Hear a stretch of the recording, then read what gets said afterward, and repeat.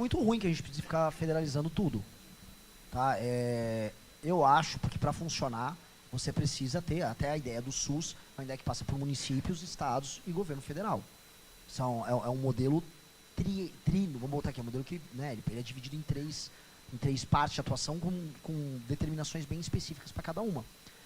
Dito isso, como você está num estado em que as contas públicas não são respeitadas, você vai começar a ter essas confusões. Em São Paulo existem muitos hospitais regionais bancados por municípios e pelo governo estadual que vão muito bem. Na verdade, alguns dos melhores do Brasil são assim. O hospital da USP, em São Paulo, recebe gente do Brasil inteiro e ele é bancado por um governo que é estadual. O problema é que você não tem indicadores objetivos de desempenho para as áreas, e aí prefeitos e governadores até se responsabilizam, às vezes, pela questão fiscal, mas nunca pela questão gerencial. E isso vai terminar no fim do dia com o que eu falo que é da lei de responsabilidade gerencial, em que você vai poder passar as atribuições para os entes federativos, atribuindo também as responsabilidades e as punições. E eu acho isso muito maluco, que você passa hoje as atribuições, por exemplo, olha, a educação básica vai ser tocada pelo município. Tá, mas e se ela não for bem tocada? Porque no fundo o dinheiro já vem do governo federal. Um município que não tem como se sustentar, o dinheiro que vai bancar o município já vem do governo federal. E aí você pega um município que não tem capital humano para tocar aquilo, ele toca mal feito com dinheiro de fora. Hoje você não tem nenhuma punição para um prefeito que não entrega. Você não tem nenhuma punição para um governador que não entrega. Salvo raríssimas áreas. E salvo a questão fiscal, que passou a responsabilidade fiscal. Hoje é urgente passar o nosso projeto da lei de responsabilidade gerencial.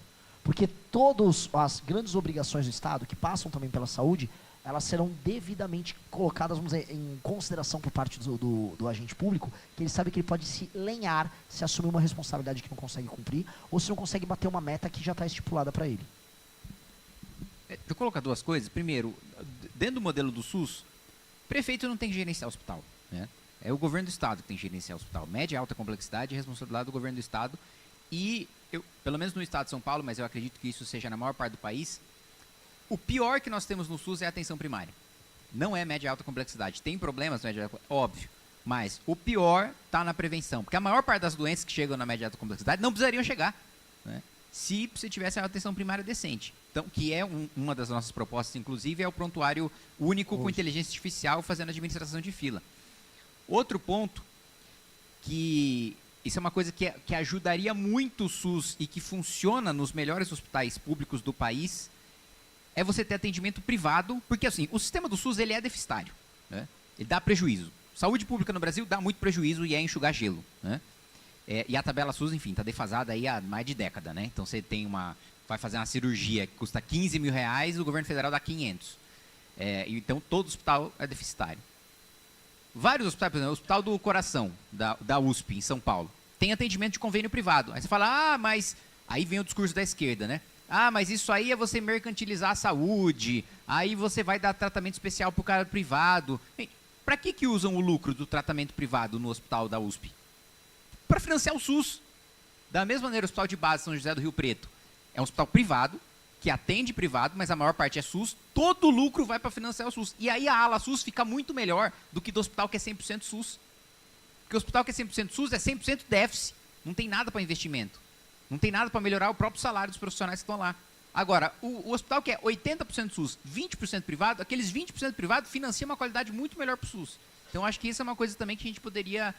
que em São Paulo, vários hospitais lutam na justiça para conseguir, hospitais públicos lutam na justiça para conseguir ter o atendimento privado, para copiar o modelo dos hospitais que estão funcionando melhor. Acho que a gente precisa aprovar algo para pacificar isso e dar segurança jurídica de que, você pode atender essa parcela privada para reverter 100% do lucro para o SUS.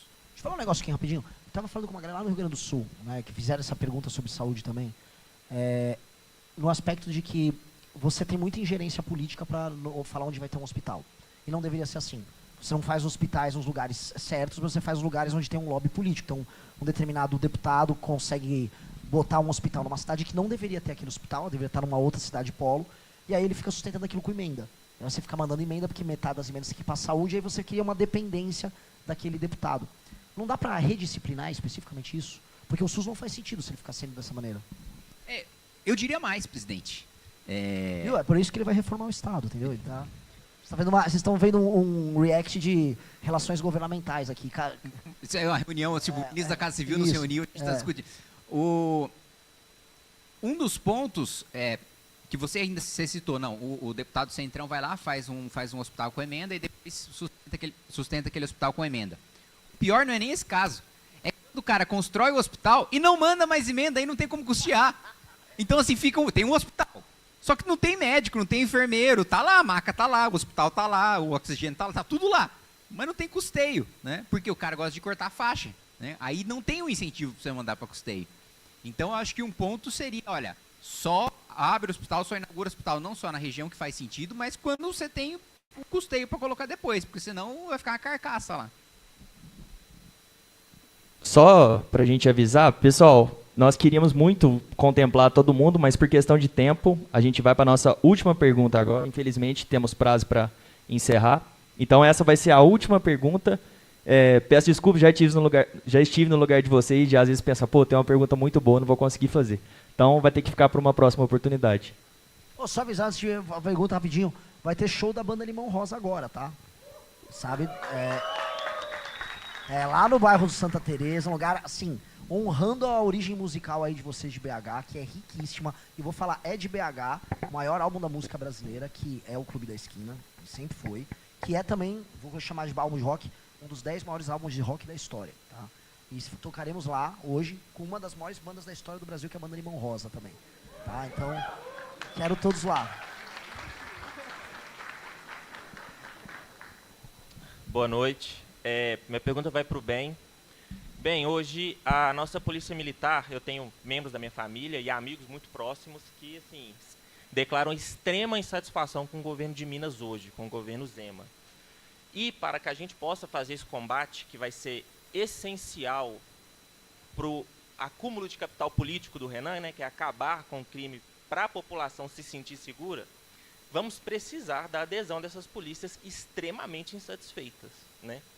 E aí, do dia 1º lá de janeiro, quando você assumir, como que você pretende captar novamente, né, uma polícia que já foi, se não a melhor do Brasil, uma das melhores, hoje que está completamente sucateada e insatisfeita com o governo, assim, diretamente com o governo. Perfeito. Como é seu nome? Meu nome é Weber. Weber. Weber, você tocou no ponto... Max Weber. Você tocou no ponto, um ponto crucial, porque eu vou ter liberdade aqui de trazer tanto o que nós acreditamos quanto a realidade aqui de Minas, né? O governo Zema, ele traiu a segurança pública, né? O governo Zema, o governo Matheus Simões, a mesma coisa. Traiu a segurança pública fazendo o quê? Fazendo uma promessa que não era factível, né? Quando eles assumiram o poder, eles prometeram um determinado reajuste salarial que precisaria de muita gestão, que não tem no governo Zema, responsabilidade fiscal, que não tem no governo Zema, para que ele conseguisse cumprir com essa promessa. E aí, em troca, o que o Zema faz? Ele dá uma renúncia fiscal de, só 2025, 20 bilhões de reais, que até 2 semanas era em sigilo, e aí, semana passada, descobrimos, por ordem judicial, que uma das empresas que recebeu a tal renúncia fiscal é a Eletrozema, da família do Zema. Chama Eletrozema.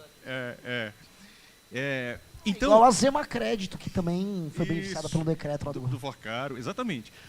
Então, a primeira coisa, Weber, que nós vamos precisar de fazer é ajustar as contas do Estado de Minas Gerais, né? Nós apoiamos renúncia fiscal, sim, mas renúncia fiscal responsável, e não apenas para beneficiar uma empresa A ou B que tenha negócios com o próprio governo, né? E um membro da missão mesmo, um militante de vocês, do MBL, trouxe para mim, eu não vou trazer aqui agora publicamente, que no momento certo nós vamos trazer, ele é das forças de segurança, ele trouxe um projeto que, através da própria previdência militar, você consegue ajustar as contas e dar um reajuste salarial para os militares muito maior do que foi proposto pelo governo Zema.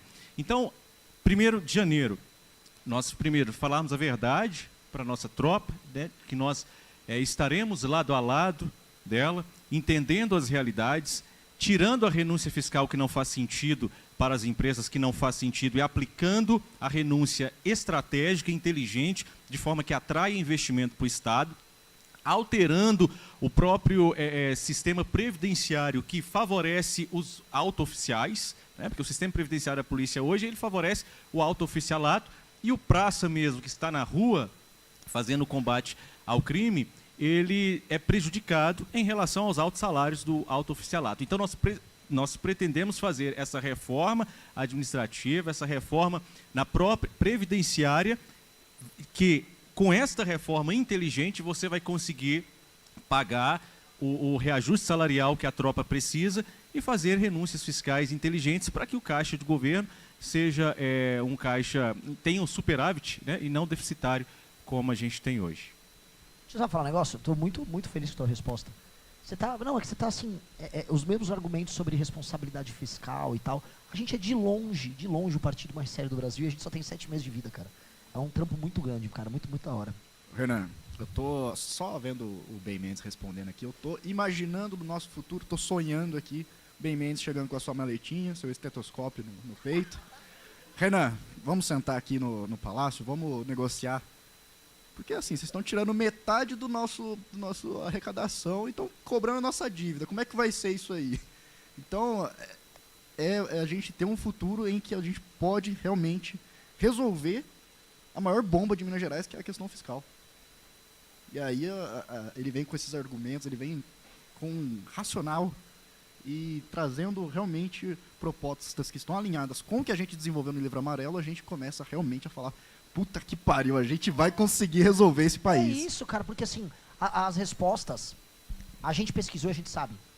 A gente pesquisou e pesquisa mais e tira dúvida. O problema é só político, a gente só tem que derrotar essa droga desse sistema retardado que tem aí, que fica colocando os idiotas na nossa frente. Só que a gente só tem 7 meses como um grupo político montado. É só pegar, agora a gente tem que trabalhar que nem louco, tem que ser uma coisa bem agressiva. E você falou uma parada que é muito importante. Em todos os lugares, cara, tava falando com o Haroldo lá no Rio Grande do Sul. Cara, o Rio Grande do Sul tá igual Minas, um lugar que quebrou. Só que o Rio Grande do Sul manda 51 bi e recebe 13. Cara, tu vai ter que rever isso, não tem sentido. O nosso governador do Maranhão, o André, ele vai também ser chamado no palácio e falar, mas o que vocês vão fazer? Eu falei, André, vocês estão mandando 6 e estão recebendo 21, André. Tem que fazer um negócio melhor que esses 21, né? Ano que vem é 19. Vai ter que ser mais ou menos isso. Vamos crescer economicamente aí, vamos montar uma zona econômica especial aí no Maranhão, vamos tratar de gerar PIB. Vai ter que ser isso. Tá legal essa conversa, mas eu tenho uma observação a fazer. Sobre estados e dívidas. Tem um cara muito bom, chamado Marcos Mendes, economista. Tem uma coluna na Folha de São Paulo. Desde 1988 até hoje, mais de 20 vezes o Congresso Nacional aprovou projetos de anistia, parcelamento e diminuição de juros dos estados. E aí, qual que era o negócio? O Congresso aprova, olha, Estado, eu vou cobrar um juro pequeno, eu vou te dar uma carência, mas você vai fazer uma reforma administrativa, você vai fazer uma reforma previdenciária e nós tomaremos como garantia estatais de vocês, ativos de vocês. Isso já foi feito 20 vezes. E por que foi feito 20 vezes, não foi feito uma vez só? Porque depois o mesmo Congresso anistia Estado quando ele não cumpre a sua garantia. O exemplo mais bizarro disso, eu só estou dizendo isso porque eu concordo, óbvio, né, ainda mais sendo de São Paulo, sobre a questão do Pacto Federativo, sobre a questão de ficar muito dinheiro na União, mas os estados também têm muita responsabilidade. Bom, São Paulo, apesar de ser superavitário, tem uma das maiores dívidas também. Os estados têm muita responsabilidade nisso. O caso, para mim, a maior aberração é o caso do Rio de Janeiro. Por quê? Lá, a garantia era a SEDAI. Era a empresa estatal de saneamento. Né? Então, Rio de Janeiro, a gente está dando um benefício para você, só que você vai fazer a lição de casa. Se você não fizer, a gente vai executar a SEDAI. A SEDAI vai ser da União. A Assembleia Legislativa do Rio vendeu a SEDAI antes da União executar. Então, assim, também teve muita colher de chá para os estados também durante 20 anos. Então, eu acho que da mesma maneira que precisa ter colocando como gancho um outro raciocínio. Como a gente é o país do remendo, do jeitinho, em vez de rever o Pacto Federativo, sabe o que eles estão fazendo agora? Aprovando que tem um fundo de desenvolvimento do Norte e do Nordeste, né? Agora, em vez da gente rever o pacto, acabar com os fundos e só rever a distribuição, eles estão criando agora o fundo do Sul e do Sudeste. Então, assim, o discurso é, não, nós não vamos tirar dinheiro, ninguém vai perder, né? Porque se você falar de rever o pacto federativo, os estados do Norte e do Nordeste vão falar, não, aí não, vamos perder. Aí, ó, não, ninguém vai perder, a gente só vai criar um fundo novo e vai ter um dinheiro novo para os estados do Sul e do Sudeste. Então, assim, os estados também precisam tomar uma bronca. Boa. Pessoal, a gente... Gostou do vídeo? Se inscreva no canal República da Onça. Não se esqueça de fortalecer deixando o seu like e comentário. Até o próximo vídeo.